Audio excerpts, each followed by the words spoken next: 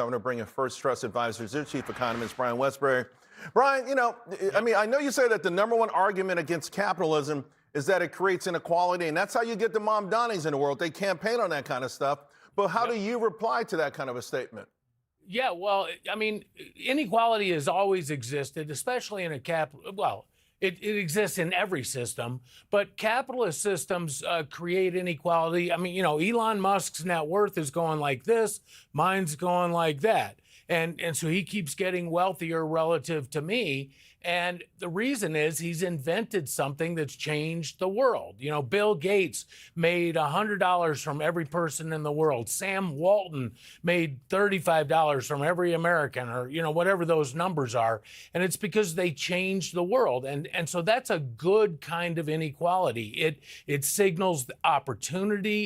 It rewards entrepreneurs for making our life better. What I worry about today is that a lot of the inequality that we're seeing is driven because the Fed's monetary policy. They tripled the money supply in 18 years, created inflation. If you have assets, if you own a company, if you own a house, if you have investments, you won. If you don't have assets, you didn't win, and you're paying a lot more for all the goods and services that you buy.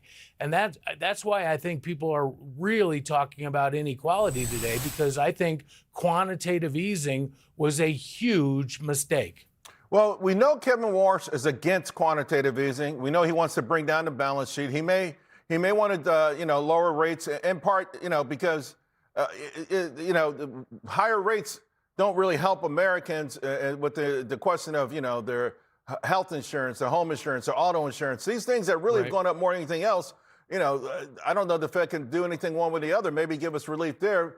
How confident are you that maybe Kevin Warsh can maybe change the Fed in the way it's sort of drifted off here and to, sort of putting Wall Street first? Yeah, Kevin was at the Fed in '08 when QE started. And I think what he believes is that initial QE saved the banking system. I don't agree with that. I think it was when we changed mark-to-market accounting in '09, but let's leave that aside.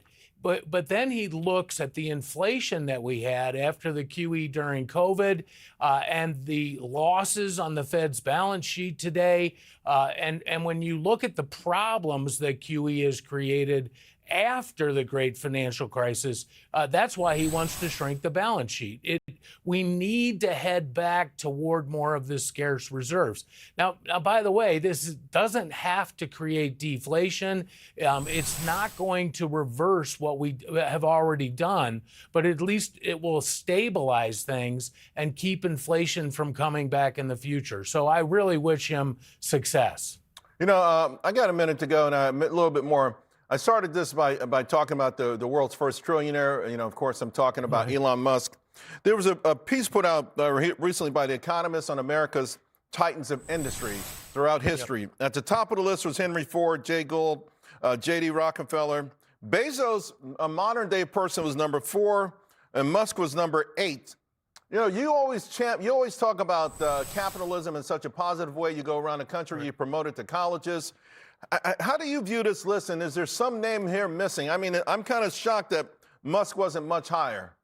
Yeah, I agree. If you look at his wealth as a share of GDP, it is higher than Henry Ford. So it's kind of interesting when you look at that list.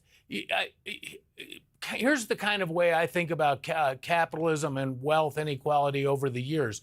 You go back, Babe Ruth was basically the only international star of baseball 100 years ago. And now we have a bunch of them.